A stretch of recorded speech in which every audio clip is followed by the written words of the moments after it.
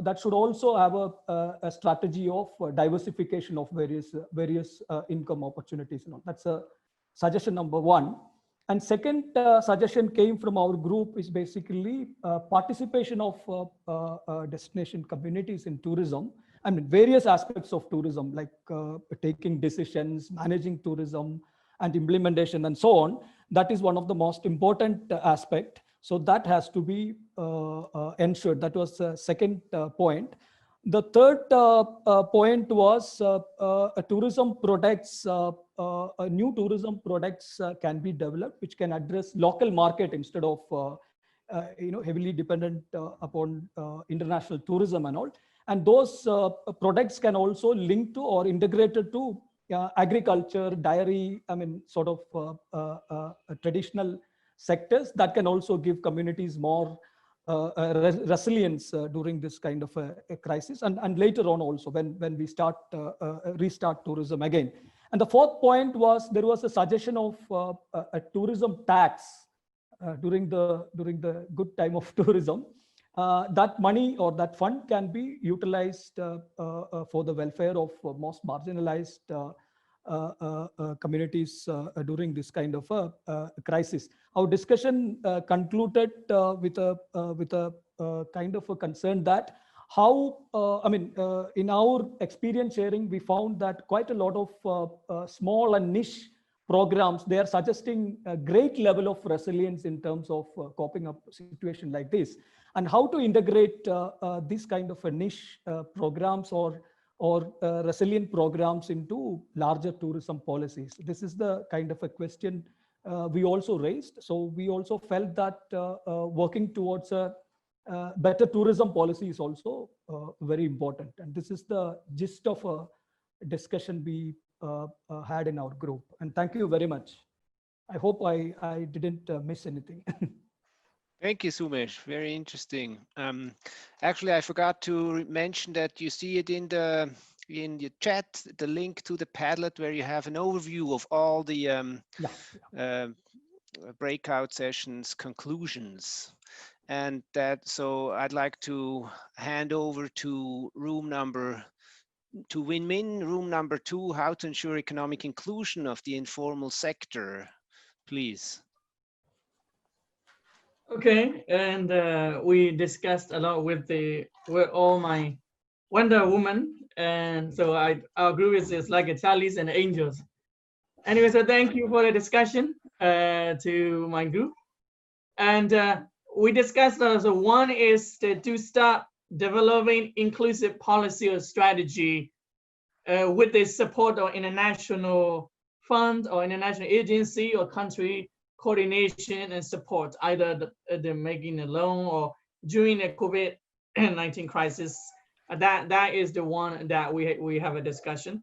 And the other recommendation is to start looking into more of the strategy and policy to improve the legal framework to support the informal workers on the ground, as well to ensure that revenues and resources that is extracted from that location. Example, if there is a revenue or get it from the tourism industry to be reused for the local development or the local conservation or destination management.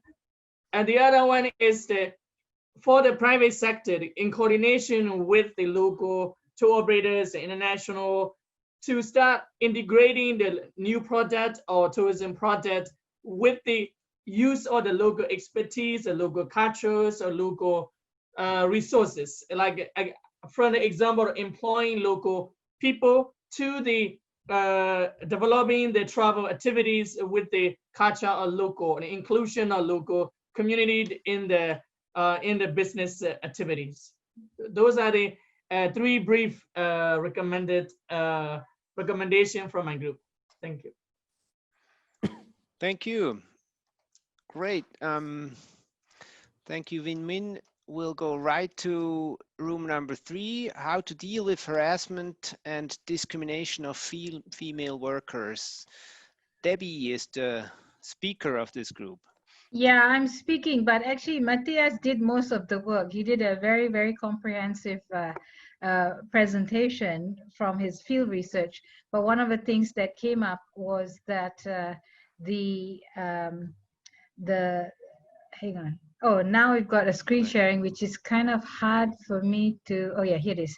That there seemed to be a higher number of complaints about harassment in Thailand because Thailand was seen as a sex destination. However, I did point out that in Myanmar, there's a lot of victim blaming on women who are subjected to harassment. So they tend not to complain about it. So what are the top three? There's lots of ideas, lots of inputs from all the participants. One of the top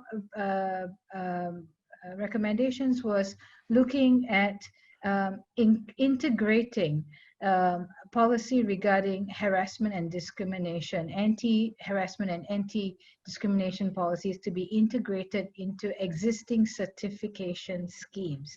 So that's a low-hanging fruit. It doesn't require reinventing the wheel, but really extending the wheel. Continuously raise awareness about such issues in tourism and work with local government to ensure progress in non-discrimination and a shift in social norms in the host countries. And also there is an ILO convention, C-190, the Violence and Harassment Convention, that was adopted at the end of last year. So as an industry, we should be supporting broad ratification of that ILO convention because it's something that is definitely enforceable. It is in the interest of all stakeholders in the tourism industry to make this a binding process so that the onus is not on the women who are victimized, but rather on the states to ensure that industries and all stakeholders comply with anti-harassment and anti-discrimination. Thanks. Thank you.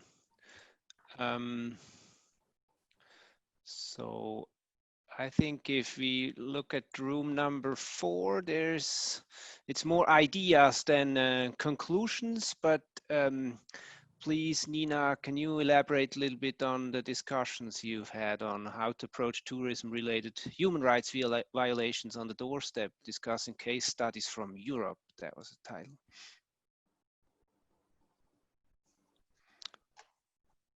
Can you hear us, Nina? You might, I saw her coming in before. So do you hear me now? Yes, we hear you. Okay. Great. The human rights issues which we were discussing in Europe were especially centered around the situation of the housekeeping women in the big hotels and the people which are laid off from river cruises in a very harsh and rude way and in a discriminatory way. So generally the working conditions and the discrimination were the issues. So we had some issues with the voting and some people couldn't get online. So maybe they're a bit arbitrary setting of ideas. One idea which was there was that we have to put pressure to the European Union to have a legal regulations and controlling and sanctions to regulate this bad conditions in this of the housewives in hotels especially. And then one idea which was brought up was to divide work in a fair way instead of laying people off. We had other ideas which was a low threshold complaint mechanisms, or to the same idea which Sumesh brought, that we create a fund that have kind of a state insurance as there is in Switzerland, for instance, for the agricultural sector, that if you have got bad years, people can draw some support from the state insurance fund. Yes, that was more or less what we had. Thank you, Nina. Now we already come to room number 5, how to improve conditions for migrant workers and prevent modern slavery and why it is relevant for investors' relations. Andy Hall, can you or will Antje present the results? I'm not quite sure. No, I will do it. No Okay, problem. thank you. Yeah, so we looked at the issues related to the fact that in the tourism industry, there is a lot of outsourcing and subcontracting of workers by the major actors, like particularly hotel chains, and we looked at how migrant workers are involved in so many of these issues as outsourced laborers or subcontracted laborers. And we also looked a lot at the recruitment agencies involved. And we mentioned that a lot of the outsourcing companies are actually large multinational companies. We looked, for instance, at G4S or Transguard or Compass as some examples, and that if there are migrant workers in the supply chain in the tourism sector and these workers are outsourced, then it's really a red flag that there really are likely to be modern slavery risks in those sectors, simply because of the prevalence of modern slavery within the tourism sector, and the fact that almost all workers pay massive amounts of fees for their jobs. And then we talked about the assumption that there is no ethical recruitment of migrant workers into the tourism sector across the world, almost without exception, particularly those that are in low-skilled positions. And really is so much debt bondage that's been going on. So there should be an assumption for people involved in the tourism sector that if there are migrant workers who are outsourced, they will be in debt bondage and they will have paid massive amounts of money through unethical recruitment processes.